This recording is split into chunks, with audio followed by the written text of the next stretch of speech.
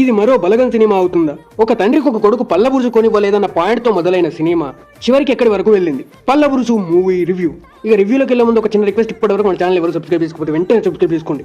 ఇది ఒక very simple emotional drama film. సినిమాలో చాలా సన్నివేశాలు మన పెదవులపై నవ్వులు పూయిస్తాయి. ఓ కడుపుబ్బా నవ్వుకున్న నవ్వి కడుపు పట్టేసిందిరా బాబు అనేంతలా కాదు గానీ ఒక చిన్న స్మైల్ మాత్రం సినిమా మొత్తం క్యారీ చేసింది. సుధాకర్ గారు మురళీధర్ గారు మధ్యలో వచ్చే సన్నివేశాలు బాగున్నాయి. తండ్రి కొడుకులుగా పర్ఫెక్ట్ సెట్ అయిపోయారు. ఇది ఒక ప్యూర్ తెలంగాణ ఫిల్మ్. విలేజెస్ కానివ్వండి, అక్కడ ఉన్న మనుషులు కానివ్వండి, వాళ్ళ బతికే తీరు విధానం కానివ్వండి, అన్ని చాలా రియలిస్టిక్ గా చూపించారు. ఇది చాలా వరకు ఫ్రెష్ గా అనిపించింది. సినిమాలో కొన్ని ఎమోషనల్ మూమెంట్ చాలా బాగా వర్క్ అయినాయి. డైరెక్టర్ కథలో కూడా తండ్రి తప్ప కొడుకు తప్ప అనే వన్ సైడ్ యాంగిల్ పోకుండా ఆ టూ సైడ్స్ ని చాలా బాగా ఎక్స్ప్లోర్ చేసిండు. ప్రజెంట్ మొబైల్స్ కి డిజిటల్ లైఫ్ కి ఎడిక్ట్ అయిన మనం ఏం మర్చిపోతున్నాం, ఎలా బతకాలి అన్న కొన్ని పాయింట్స్ ఏవైతే ఉన్నాయో ఇట్ వాస్ టూ ఫెంటాస్టిక్. ఈ సినిమాలో చాలా వరకు కొత్త వాళ్ళే ఉన్నారు. అందరూ చాలా బాగా యాక్ట్ చేశారు. సినిమాటోగ్రఫీ సినిమాకి తగ్గట్టుగా రియలిస్టిక్ గా ఉంది.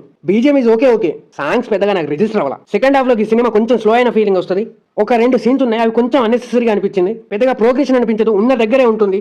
మళ్ళీ క్యారెక్టర్స్ తీసుకునే కొన్ని డిసిషన్స్ సిల్లీగా అనిపిస్తాయి. అవి తప్ప మిగిలిన సినిమా మొత్తం it was fantastic. I like it. మీరు చూస్తే ఈ సినిమా ఎలా అనిపించిందో కామెంట్ చేయండి.